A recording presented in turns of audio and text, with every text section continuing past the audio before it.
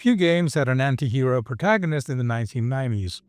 Games like System Shock, Thief, Star Wars TIE Fighter, and Planescape Torment, or even most of the point-and-click kleptomatic adventure games, were not your average white knight power fantasy affair. However, with the exception of TIE Fighter, the protagonists in the aforementioned games were fighting against someone bigger or worse than them. Playing as an anti-hero was made even more prominent in the 1995 game I Have No Mouth and I Must Scream, based on a short story by Harlan Ellison published in 1967. And even though the characters you control in I Have No Mouth are by no means saints, they are fighting against an inhospitable environment created by an even more devilish AI supercomputer. Even though I Have No Mouth took a more philosophical approach to the anti-hero motif, it wasn't until 1996's Harvester in which the game relied solely on satire, criticizing and exposing those who themselves were criticizing violence in video games. In Harvester, the player controls an 18-year-old who finds himself in the fictional town of Harvest in 1953, whereby he must join a cult and perform a series of increasingly violent tasks. The crude humor, crass tasks, and absurd plot serve as a vehicle for the game to preach against those who criticize violence in video games. And even though Harvester is quite aggressive in sarcasm, satirizing the ease with which crime and violence had deeply embedded itself within the American culture before video games came along, it was not until 1997, with the release of the first Grand Theft Auto, that this sarcasm towards the American dream started taking a more mainstream form. The cartoonish way with which the game treated its subject matter, the ease with which the player could wreak havoc in the city, and the implied freedom the gameplay had, made it easy for GTA to be passed between friends at school. At least that was the case here in Europe, and that was mainly because there was nothing that felt like this before.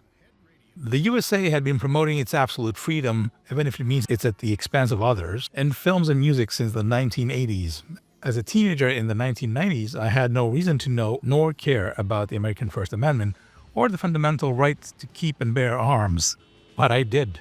And since the US always seemed a bit extreme in regards to crime, gun ownership, or even the average meal size, when Grand Theft Auto popped up, it felt like it was criticizing the absurdity of the American culture as portrayed in movies and music, from the abundance of gun shooting action films to gangster rap music, all in a lighthearted, carjacking, crime-ridden sandbox game. GTA dropped you into an absurd world that represented modern-day USA. It was a caricature of the craziness that is modern USA. It reveled in its nihilism, lock, stock, and barrel. You played a small-time crook in a city where your goal was to take random jobs given by different crime organizations, collect enough money to progress to the next city, and finally complete the game.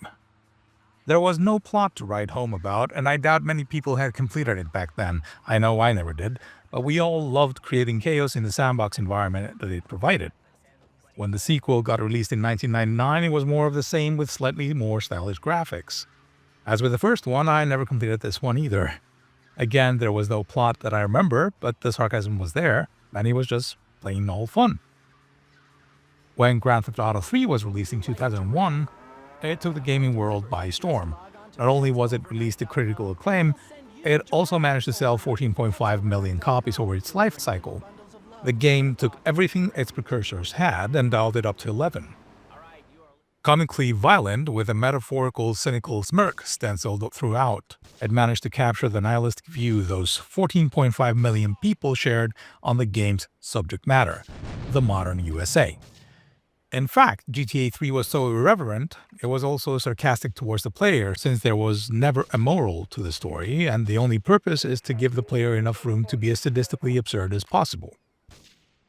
From GTA 3 onwards, the series took notes from a mix of various crime movies for the plot of each entry, with the final outcome being the same as the original releases. The player's character becomes king of the game world.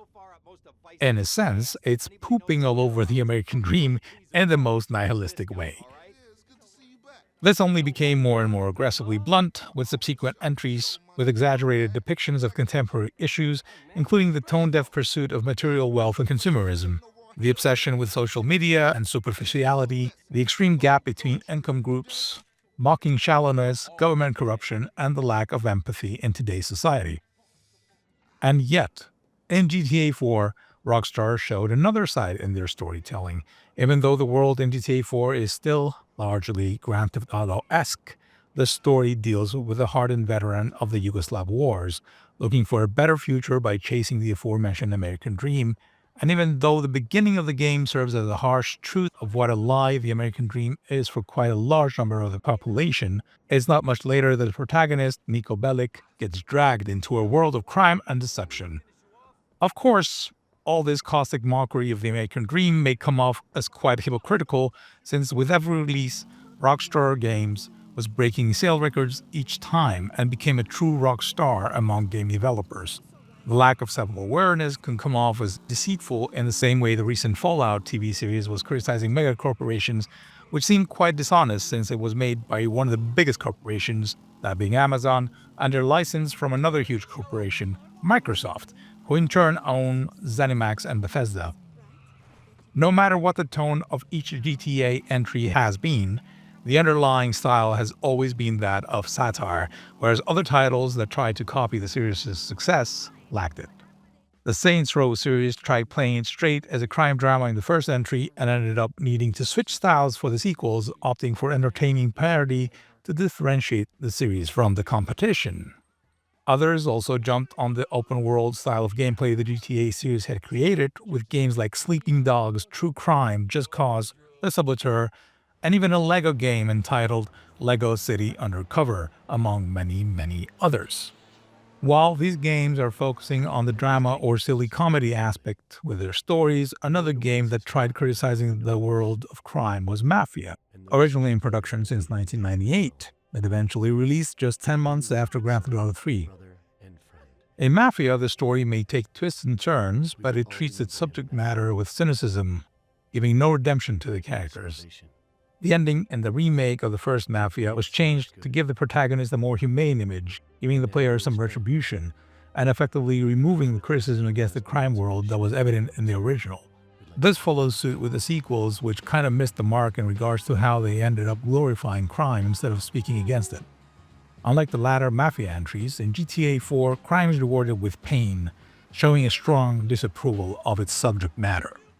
Even Liberty City, modeled after New York, was bleak, gray, and ugly in GTA 4.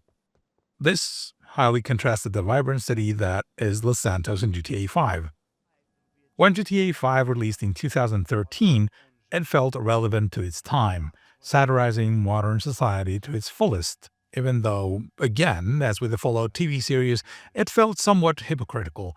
However, the commentary on the nihilistic adoration towards superficial fame, blind consumerism, social media obedience, the hunger for quick money, and the rampant sociopathy in today's Western society was right on the nose.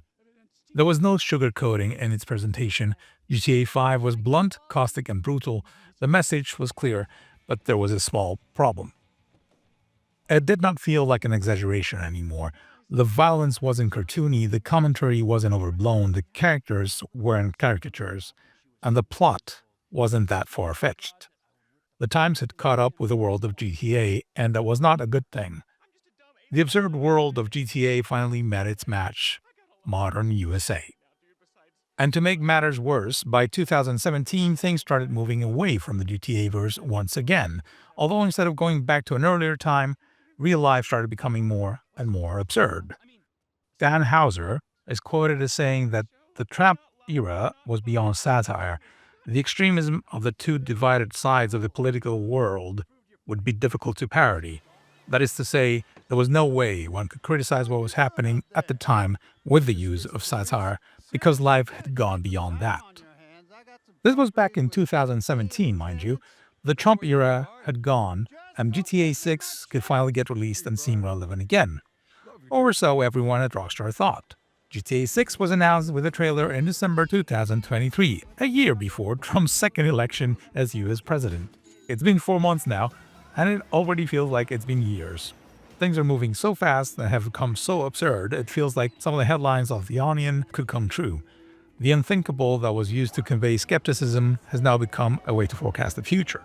Things are so crazy now, I highly doubt GTA 6 can be a satire, and I'm starting to have second thoughts as to how relevant it will be. We're now living in a point in time where racism is not only okay, but it's also encouraged. A point in time where political leaders don't even pretend to be the voice of the people anymore, but are doubling down in their ruthless greed. People are sick of everything around them, and satire won't help it laughing it off. I recently replayed GTA 5 for the third time, I think, and that's still less times than the previous GTA games, and I can honestly say that I've had enough with the United States of absurdity. I don't find it fun anymore, nor funny, nor relevant. To me, it feels lukewarm, outdated, and vacuous. GTA 6 as a game may be exceptional like the previous entries in the franchise have been, but I personally feel that its subject matter will most likely fall flat. Things are beyond satire, parody, or even entertainment as a whole now, that I just can't see how GTA 6 can be anything but a gangster drama glorifying crime, decadence, and debauchery. The game is set to launch in about a year from now, and if the past 4 months are any indication, I fail to see how it won't be outdated the moment it releases. Then again, I may have missed the point entirely. There's only so many times you can criticize the same thing before it doubles down. And maybe this wasn't about satirizing the modern Western world, but a critique on us, you, me, the average player. A sarcastic view into the psyche of a mildly sadistic, superficially sociopathic, and increasingly shallow player, which becomes, as it turns out, automatically relatable and therefore mainstream and a commercial success. And as Jean-Paul Sartre wrote, "Hell is other people." Why, yes it is, Jean-Paul. Yes it is.